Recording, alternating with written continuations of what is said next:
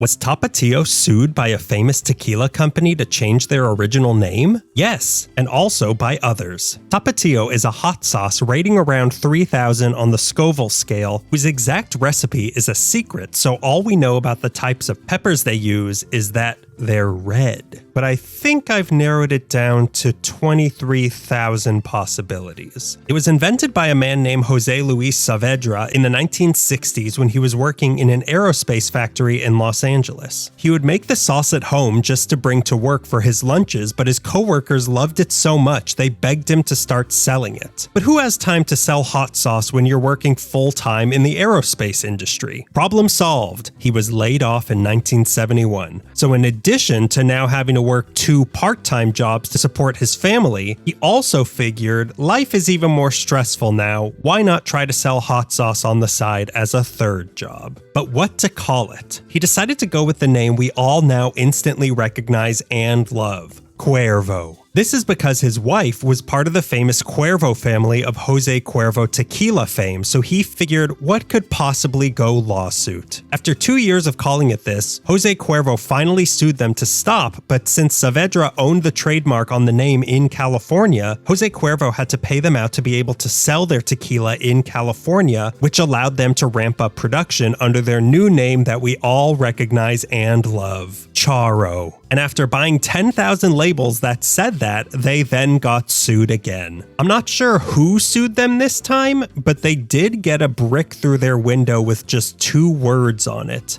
Coochie Coochie? This time, Saavedra, who was from Mexico City, decided to change the name in 1977 to honor his kids who were born in Guadalajara and calling it what people from Guadalajara are traditionally known as Tapatio. Finally, a public domain enough name nobody could possibly sue them for using. Except Del Monte Foods, who felt it was too similar to their own line of products, Patio. This time, Saavedra took the matter to court and actually won the right to keep the name Tapatio, scaring off the next company trying to sue them for infringing on their line of Patio furniture. My review? This stuff is undeniable, but I was trying to figure out why, and I think it's because the flavor itself is actually kinda mild. It's hot, but not too hot, and leans more into tangy, which is why I feel it goes well with so many things. On its own, it really is just okay, but it adds a lot to whatever it's put on. So while I don't think this goes with every type of food, its greatness is undeniable. So my rating out of 5 peppers is 3.75.